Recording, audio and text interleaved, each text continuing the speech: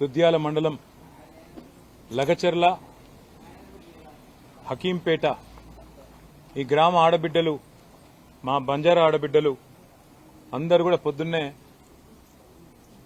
హైదరాబాద్ దాకా వచ్చి అన్న కేసీఆర్ గారి పార్టీ తెలంగాణ కోసం పెట్టిన పార్టీ 24 ఏళ్లు పూర్తి చేసుకుని 25వ సంవత్సరంలో అడుగు పెడుతున్న సందర్భంగా మీకోసం మా వంతుగా ఉడతా భక్తిగా మీరు మాకు మా కష్టంలో అండగున్నారు, మీ కష్టంలో మేముంటామని చెప్పి పొద్దున్నే వచ్చి తలా 1000 రూపాయలు వేసుకొని 1 లక్ష రూపాయల చెక్కు నా చేతికిచ్చి ఇది మా తరపున మీ పార్టీకి ఒక విరాళంగా ఇస్తున్నాం అని చెప్పి పొద్దున వచ్చినప్పుడు నిజంగా గుండె నిండా సంతోషం అనిపించింది. ఎందుకంటే వాళ్ళు పడ్డ కష్టం మామూలు కష్టం కాదు. 40 మందిని రైతులను, అందులో గిరిజనులు ఉన్నారు, ఎస్సీలు ఉన్నారు, బీసీలు ఉన్నారు, అందరూ ఉన్నారు, ఓసీలు కూడా ఉన్నారు, అందరూ ఉన్నారు.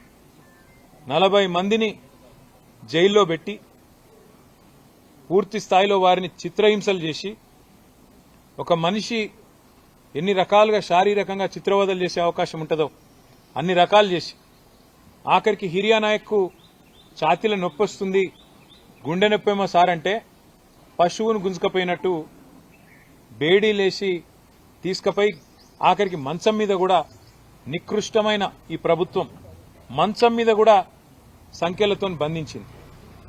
ఇవన్నీ చూసిన తర్వాత వాళ్ళు పడ్డ బాధ, ముఖ్యంగా మా ఆడబిడ్డలు భర్తలేమో కేసుల భయానికి అటు ఇటు చెల్లా చెదురైనరు. ఎందుకంటే ఎవరి మీద పడితే వాళ్ళ మీద ఇష్టం వచ్చిన కేసులు. పాపం వాళ్ళ ఇళ్లలో ఉండే ఆడబిడ్డల మీద దాడి చేసి దారుణాతి దారుణంగా కిరాతకంగా నికృష్టమైన పనులు మానవ మృగాల మాదిరిగా రేవంత్ రెడ్డి ప్రైవేట్ సైన్యంలాగా పనిచేస్తున్న కొంతమంది పోలీసులు వాళ్లను మొలెస్ట్ చేసినారు, అసభ్యంగా ముట్టినారు, అసభ్యంగా ఆడకూతుర్ల మీద సొంత చెల్లెళ్ళు, సొంత కుటుంబ సభ్యులు, ఆడపిల్లలు ఉంటారనే ఇంగితం కూడా లేకుండా వాళ్ళ మీద ఏ దిక్కు లేనోళ్ళు కదా అన్నట్టు వాళ్ళ మీద ఆనాడు ఇష్టం వచ్చినట్టు చేతులు వేయడం, తాకకూడని చోట తాకడం, నికృష్టంగా కామాంధుల మాదిరిగా ఆ రోజు దుర్మార్గంగా దాడి చేసినారు. ఇవన్నీ చూసిన తర్వాత గుండె రగిలి మా నాయకుడు, మా సోదరుడు నరేందర్ రెడ్డి అప్పుడు జైల్లో ఉన్నాడు, ఆయన కూడా 37 రోజులు జైల్లో పెట్టింది. గుండె రగిలి వాళ్ళందరూ మా దగ్గరికి వస్తే, ఇదే తెలంగాణ భవన్కి వస్తే వాళ్ళకు మాట ఇచ్చిన, అందులో ప్రెగ్నెంట్ అమ్మాయి జ్యోతి కూడా ఉండే, మిగతా ఆడబిడ్డలు అందరూ ఉండే, వాళ్ళకు మాట ఇచ్చి వాళ్ళ నీడికెళ్లి ఢిల్లీ దాకా తీసుకుపోయి మానవ హక్కుల సంఘం, జాతీయ మానవ హక్కుల సంఘం, జాతీయ ఎస్సీ ఎస్టీ కమిషన్, జాతీయ మహిళా కమిషన్ అందరినీ ఆ రోజు బీఆర్ఎస్ పార్టీ తరఫున నేను కూడా స్వయంగా పోయి మా సత్యవతి రాథోడ్ గారు, మా సబితా ఇంద్రారెడ్డి గారు, మా ఆర్ఎస్ ప్రవీణ్ కుమార్ గారు, శ్రీనివాస్ గౌడ్ గారు అందరం కలిసి నరేందర్ లేకపోయినా నరేందర్ కుటుంబ సభ్యులైన మా లగచర్ల హకీంపేట ఆడబిడ్డలకు జరుగుతున్న అన్యాయాన్ని దేశం దృష్టికి తీసుకురావాలని చెప్పి ఆడికి పోయినాక మానవ హక్కుల కమిషన్ మాకు మాట ఇచ్చింది, మేము తప్పకుండా విచారిస్తామని. మరి ఇచ్చిన మాట ప్రకారం ఇవాళ దేశంలో ఇంకా న్యాయం బతికే ఉన్నది, దేశంలో ధర్మం బతికే ఉన్నది, ఇంకా మానవత్వం కూడా మిగిలే ఉన్నది అనే విధంగా వాళ్ళు నిన్న ఇచ్చిన రిపోర్టు మాతో పాటు మా ఆడబిడ్డలందరికీ కూడా ఎంతో కొంత ఉపశమనం కలిగించిందేమో నేను అనుకుంటా ఉన్నాను. వారు స్పష్టంగా చెప్పినారు, మొన్నటికి మొన్న మీరు చూసి హైదరాబాద్ సెంట్రల్ యూనివర్సిటీలో ఈ దుర్మార్గ ప్రభుత్వం రేవంత్ రెడ్డి నాయకత్వంలో ఫైనాన్షియల్ ఫ్రాడ్ కి పాల్పడ్డది, అక్కడ అరాచకం చేసింది, విధ్వంసం చేసింది, పర్యావరణ హననం చేసింది, చెట్లను కూలగొట్టి ఖతం చేసి 100 ఎకరాలు సాఫ్ చేసి ఆ జంతువులని చచ్చిపోయేందుకు కారణమైందని చెప్పి సుప్రీంకోర్టు అపాయింట్ చేసిన సెంట్రల్ ఎంపవర్డ్ కమిటీ రిపోర్ట్ ఇచ్చి కొద్ది కాలం కూడా కాలే. మళ్ళీ నిన్ననే NHRC national human rights commission కూడా అధికార మదంతో విర్రవీగుతున్న రేవంత్ రెడ్డి చెంప మీదకెళ్లి కొట్టినట్టుగా నిన్న వాళ్ళ రిపోర్ట్ ఇచ్చినారు. వాళ్ళు స్పష్టంగా చెప్పినారు, అర్ధరాత్రి ఆడబిడ్డల మీద ఆనాడు జరిగిన దాడి, అమాయక గిరిజన సోదరుల మీద, గిరిజన రైతుల మీద జరిగిన దాడి, కాంగ్రెస్ చేసిన అరాచకం, రేవంత్ రెడ్డి ప్రైవేట్ సైన్యంలాగా పనిచేస్తున్న పోలీసులు చేస్తున్న అరాచకం గురించి స్పష్టంగా ఎన్హెచ్ఆర్సీ నిన్న రిపోర్టులో ప్రస్తావించింది, యాక్షన్ తీసుకోమని కూడా చెప్పింది.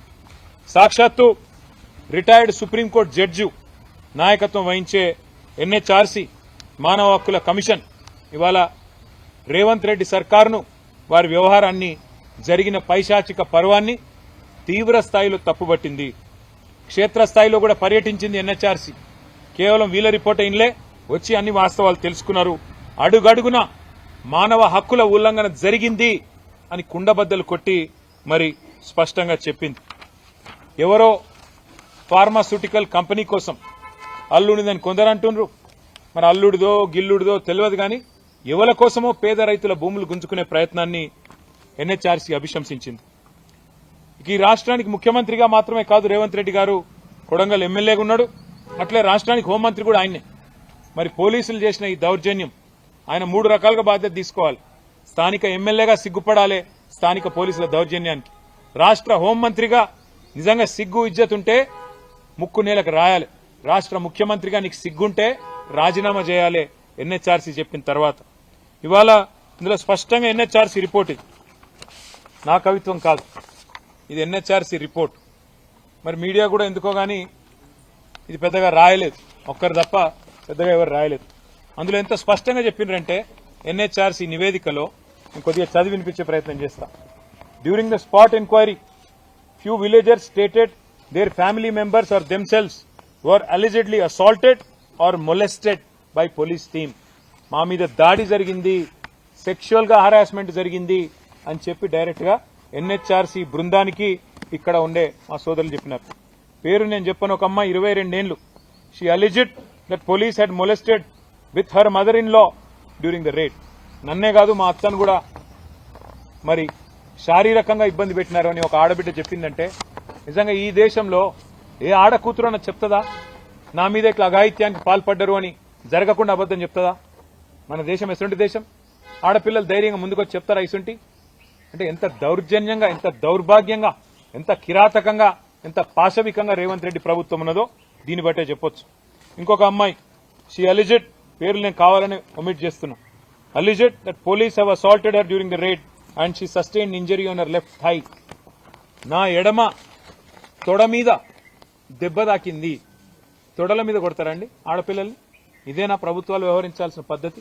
అట్లాగే the villagers who are arrested at night were beaten up at the police station Parigi and were also threatened not to speak about the beating in front of magistrate. పిచ్చ కొట్టుడు కొట్టడమే కాకుండా అరెస్ట్ చేసి పరిగి పోలీస్ స్టేషన్ లో magistrate ముందు చెప్తే మళ్ళా కొడతాం, మీ ఇంటోళ్ళని తీసుకొచ్చి కొడతాం అని బెదిరించిన మాట వాస్తవం అని చెప్పి ఎన్హెచ్ఆర్సీ చెప్పింది. Villagers were kept in PS Parigi whereas it is not mentioned in GD entry.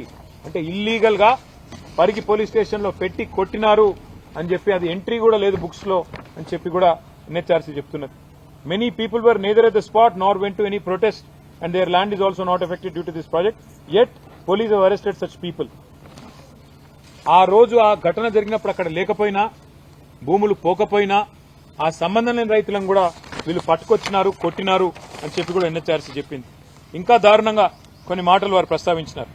They were subjected to physical torture and were threatened not to disclose it before the judicial officer. అంటే 3rd degree torture పెట్టి, శారీరకంగా చిత్ర హింసలు పెట్టి మీరు మళ్ళా judge ముంగట చెప్తే ఇంకా కొడతామని చెప్పి కూడా బెదిరించినారని చెప్తా ఉన్నారు. Order of land acquisition was indeed issued by government agencies. But during the land acquisition, the way of handling adopted by police officials was not as per law. అన్యాయంగా ప్రవర్తించినారు పోలీసోళ్లు అని చెప్తా ఉన్నారు. CCTV cameras of lockup and CI office were found not to functional. Automatic గా రేవంత్ రెడ్డి గారి ప్రభుత్వంలో సీసీటీవీలు పనిచేస్తలేవట lockup లా. కొట్టాలి కదా, కొట్టితే దొరకొద్దు కదా మళ్ళా, అందుకే సీసీ కెమెరాలు బంద్ పెట్టి కొట్టిండ్రు అని కూడా గుర్తించినారు. జీడీ entries were also not updated which indicate reckless attitude of police personnel. The violation of human rights of villagers by the police personnel has been found to be true. నిజంగా సిగ్గు ఇజ్జత్ మానం ఉన్న ముఖ్యమంత్రి అయితే ఈ పాటికి రాజీనామా చేస్తుండే. చిత్రహింసలు పెట్టిన మాట వాస్తవం అని ఒక రిటైర్డ్ సుప్రీంకోర్టు జడ్జి చెప్పినాక కూడా ఇజ్జత్ లేని ముఖ్యమంత్రి, నీతిమాలిన మాటలు ఆయన పార్టీ మాట్లాడుతూ ఉన్నది. అందుకే ఈ కమిషన్ ఆర్డర్ కూడా ఇచ్చింది. మాకు ఖచ్చితంగా 6 వారాల లోపల కంప్లయన్స్ చెప్పండి, ఏం యాక్షన్ తీసుకుంటారు పోలీస్ ఆఫీసర్స్ మీద అని. ఇవాళ నేను రేవంత్ రెడ్డి ప్రభుత్వాన్ని డిమాండ్ చేస్తా ఉన్నా. ఏ అధికారులైతే పోలీస్ అధికారులు ఎక్స్ట్రాలు చేసినరో, ఏ అధికారులైతే ఇవాళ ఎన్హెచ్ఆర్సీ చెప్తున్నదో చిత్రహింసలు పెట్టినారు, ఆడపిల్లల మీద అఘాయిత్యానికి పాల్పడ్డారని వాళ్ళని సర్వీస్ నుంచి డిస్మిస్ చేయాలి. సస్పెండ్ కాదు, ఖచ్చితంగా సర్వీస్ నుంచి తొలగించాలని చెప్పి మేము డిమాండ్ చేస్తున్నాం. అట్లాగే వాళ్ళకి గిన్న న్యాయం చేయకపోతే నేను వాళ్ళందరికీ మాటిస్తా ఉన్నా, మళ్ళా పోతాం సుప్రీంకోర్టు అవసరమైతే. ఎన్హెచ్ఆర్సీ రిపోర్ట్ను కూడా తుంగలో దొక్కుతున్నది ప్రభుత్వం అని చెప్పి సుప్రీంకోర్టుకు పోతాం. సుప్రీంకోర్టులోనే మరి మా లగచర్ల ఆడబిడ్డలకు న్యాయం జరిగేదాకా కొట్లాడతాం. అట్లాగే మరి ఇదే నివేదికలో చెప్తా ఉన్నారు, హోంమంత్రిగా ఉన్న ముఖ్యమంత్రి ఫెయిల్ అయిండు అని దీంతో అర్థమవుతున్నది. మరి హోంమంత్రి ఇప్పటివరకు నోరిప్తలేడు, ముఖ్యమంత్రి నోరిప్తలేడు. జరిగిన భూసేకరణ కూడా తప్పుడు పద్ధతుల్లో చేసినారని చెప్పి ఎన్హెచ్ఆర్సీ చెప్పింది. చట్ట ప్రకారం కాకుండా పోలీసుల దౌర్జన్యంతో, మానవ హక్కుల ఉల్లంఘనతో ఈ భూసేకరణ జరిగిందని చెప్తా ఉన్నారు. అందుకే నేను డిమాండ్ చేస్తా ఉన్నా, మీరు కనుక భూసేకరణ రద్దు చేయకపోతే, మాకు సమాచారం ఉంది హైకోర్టులో స్టే ఉన్నప్పటికీ మీరు చాటుమాటుకు చేసుకుంటా పోతా ఉన్నారు. ఖచ్చితంగా అది కూడా బయటకు వస్తుంది. తప్పకుండా మళ్ళొక్కసారి కోర్టు ద్వారా కంటెంప్ట్ కూడా మీరు ఎదుర్కొంటారు. చిన్న పిల్లల మీద, విద్యార్థుల మీద, ప్రభుత్వ ఉద్యోగుల మీద, అక్కడ లేని వారి మీద కూడా కేసులు పెట్టినారని చెప్పి ఎన్హెచ్ఆర్సీ చెప్పింది. మరి ఇప్పటికైనా మా ఆరోపణలన్నీ వాస్తవాలు, మేము చెప్పిన ప్రతి మాట వాస్తవం అని చెప్పి, బీఆర్ఎస్ చేసిన వాదన వాస్తవం అని చెప్పి ఎన్హెచ్ఆర్సీ ఏదైతే నివేదిక ఇచ్చిందో దానికి నేను ఎన్హెచ్ఆర్సీకి కూడా నేను ధన్యవాదాలు తెలియజేస్తా ఉన్నా.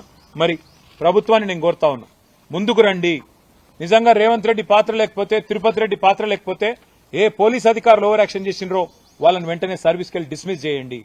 లేకపోతే మీ పాత్ర ఖచ్చితంగా ఉన్నది, మీరు చెప్తేనే జరిగింది అనుకోవాల్సి వస్తుంది. తప్పకుండా మీరు కనుక చర్య తీసుకోకపోతే 6 వారాల్లో మరి సీఎస్ కు డీజీపీకి ఆదేశం ఇచ్చింది ఎన్హెచ్ఆర్సీ. మీరు చర్య తీసుకోకపోతే మేం తీసుకుంటాం, మేం సుప్రీంకోర్టు కోసం ఈ ఆడబిడ్డలను అన్యాయంగా వదిలిపెట్టం, అగాధం వదిలిపెట్టం.